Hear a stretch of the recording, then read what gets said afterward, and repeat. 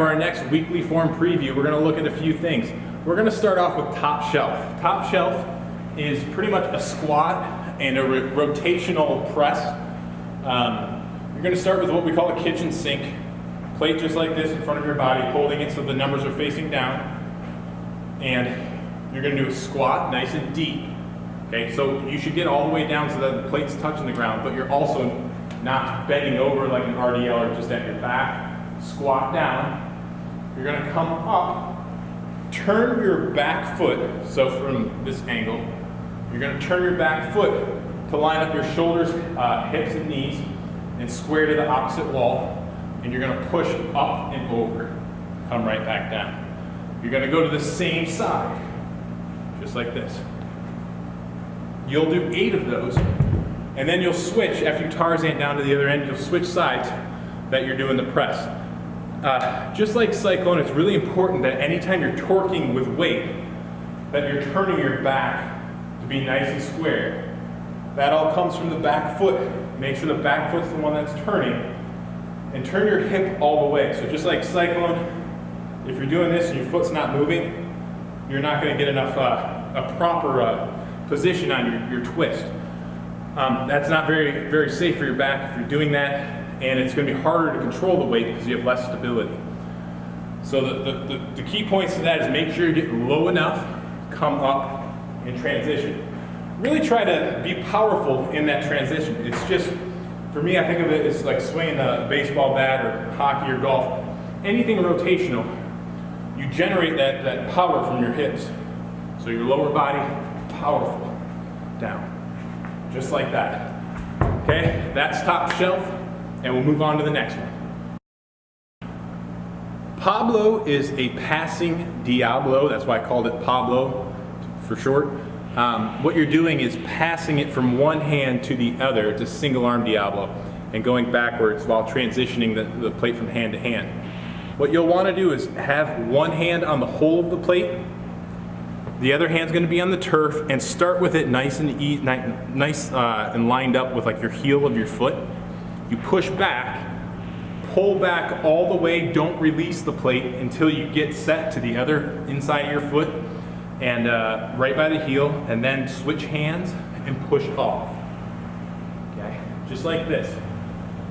Now, I lost the video feed last week when I was shooting this, so I didn't have a proper demonstration in time for today's workout that we're doing today, and this will probably not air until later this weekend. But I noticed just teaching people the first time through it, some people were kind of throwing it backwards, more like a hike, and like letting go of the plate too early. But then they also were not coming all the way across and over. So just as a good, rule of thumb, bring it to that opposite heel. Once you get like to the foot, come back. Or then you can go back. So sideways looks like this. Your standard single arm Diablo to come across. It should be nice and fluid. Okay? That is Pablo. That is Pablo. Our next task is a kneeling swaggin. First time we've done this, and it'll be the first and only task that I can think of, besides, I guess, other than saw it off, where you're going to be able to grab the hole. And you're just going to kneel down and you're going to do swaggin. And we want you to kneel down or grab the hold, because if you're using a 45, obviously it's not going to be able to be off the turf enough. And I guess the same thing applies probably for a 35. So you're going to be just like this, doing swaggin. I believe I have it at 15 and maybe 20. I think it's 15 now. Just doing that right there. And remember, you're leaning to the opposite side when you swag. Elbow just a little bit away from your midsection. You shouldn't have it pinned up against here, because that way you're offsetting the weight a little bit. And do an oblique crunch to the opposite side. Doing it that way, I notice it a lot in my obliques where you're supposed to feel it. And it's just a different take on an old staple of Cyphus, and that's kneeling swaggin. The next one is called Jabberwocky. Jabberwocky is probably the craziest looking crawl that we have. If you've never done Cyphus and you're just watching this video because you stumbled upon us, or it's your first time seeing it in action, like if you just walked into the turf and you're like, what are those people doing? It looks crazy, but I promise you it's not as difficult as it looks once you learn what jiggy and all that kind of stuff is. So that's why we gave it the name, or I gave it the name Jabberwocky, is because I was thinking of a walking jiggy, and I was just trying to think of what sounds like that. So Jabberwocky naturally kind of sounds like that. And I believe it's a Star Wars reference, but Joe would probably be able to verify that. So you're gonna do your jiggy, and jiggy inside this looks like this. You're gonna kick through, not setting the foot down like I am now, but it looks just like that. It's a stationary exercise. You would do 20 at each end zone.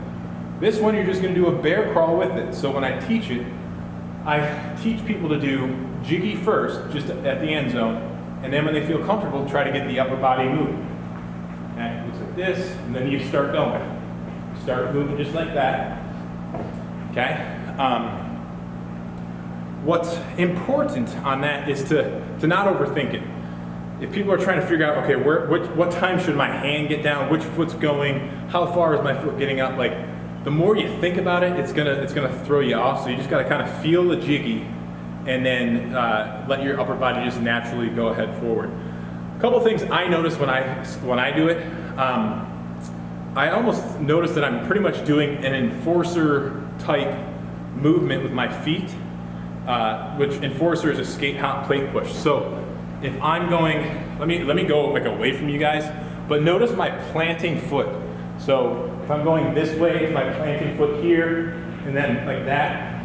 Notice that as I get going, it really looks like a skate hop crawl, but skate hop push. Okay, so watch.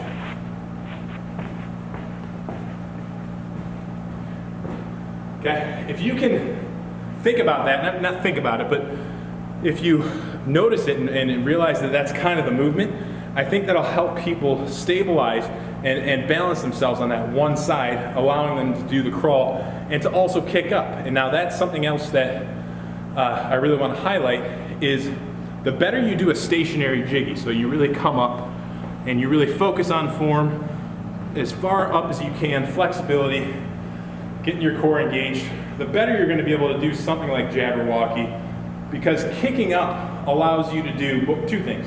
It allows your hands to get up further, so you're doing a further crawl with each step you take with your hands, but it also buys you a little bit of time to get everything else kind of in motion.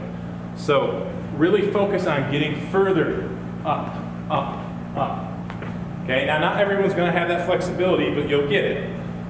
Because if you're just doing short steps, you're going to have to force yourself to move really quickly, as opposed to way up. And you'll feel a lot more balanced, more centered when you do it. And again, it's just kind of backing up the point of form first, focus on the easier tasks, the base tasks, and then you'll be able to take care of the harder ones, just like Jabberwocky. The next one we have is called a 90-degree piston. Piston is essentially like a bench press, but it's a single arm bench press. And since we're using a plate inside this, you want to make sure that your other hand's just kind of guiding it, but it's not pressing it. It's called 90 degrees because you're making essentially 3, maybe 4 90 degrees with your body. And I'll show you where those are right now. I'm going to show you from like an aerial view. Hopefully I'm in frame. What you're going to do is, first off, place your hand, like the heel of your hand, right in the hole of the plate. Okay, so it's going to be there, and you're going to start off-centered of your body. So it's not directly in front of you. You're not pressing it like that. That just hurt my elbow just showing you. The other hand's right here for support, but just hardly touching. And without doing my lower body right now, your elbow should be coming out right here. So what you're doing right now is you're making a 90-degree angle with that elbow on the turf, and then also underneath, right here at your shoulder, you're pretty much making a 90-degree angle with your shoulder too. So 90 degree at the elbow, 90 at the shoulder.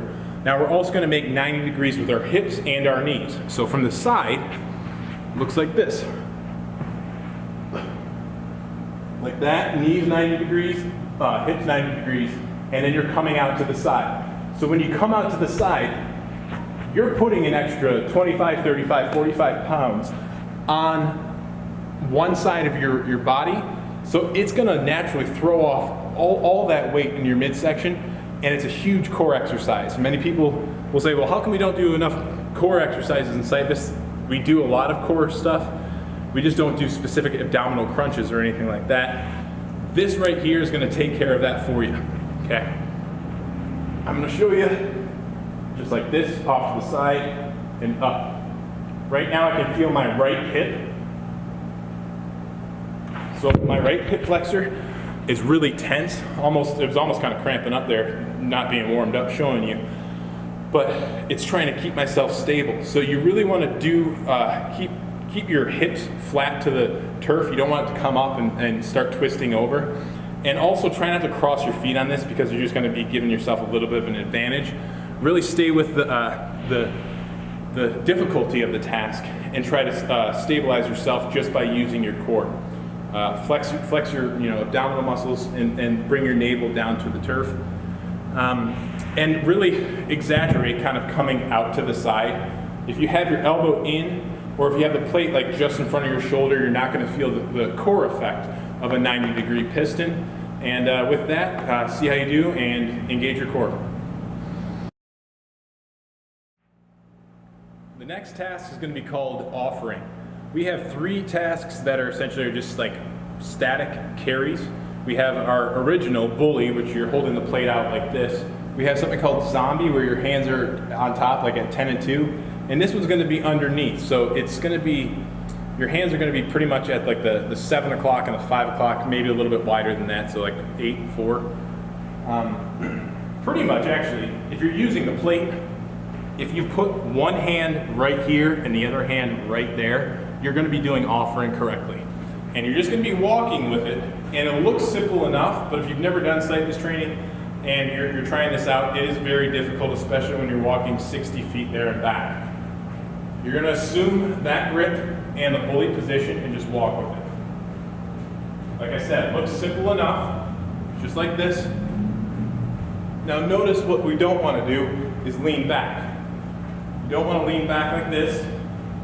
You want to just like kind of, it should feel, the same thing with bully, like the weight wants to pull you forward, but you're not going to let it. The weight of the plate is pulling you downward and forward, but don't let it. I notice when I do trombone, trumpet, plate shake, bully, that I almost use the natural momentum of like gravity pulling down on the weight and forward to bring me forward with it, but I don't give into it. I just kind of go with the natural force of it. Keep your elbows away from your body. So if I'm kneeling, showing you, just like this, elbows in front,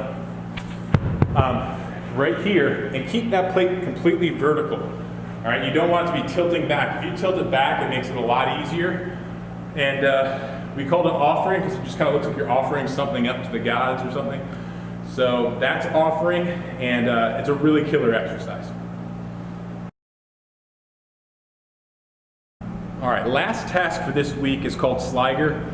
Slyger is the name of one of our former pros, the last name of our former pros, and her husband started doing, I believe it was Yeti at one point in time, with one arm. So that's why we call it Sliger. It's another one of our tasks named after somebody.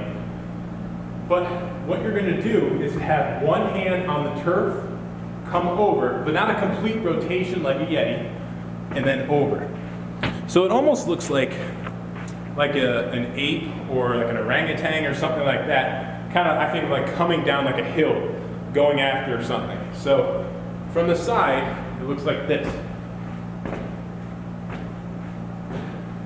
Now, that task, if done short, like you're not going all the way with like a rotation, it looks kind of like Mastodon if you're going fast. So if you're kind of going like this, I mean, that would still be correct, but if you get long, it'll look like Mastodon.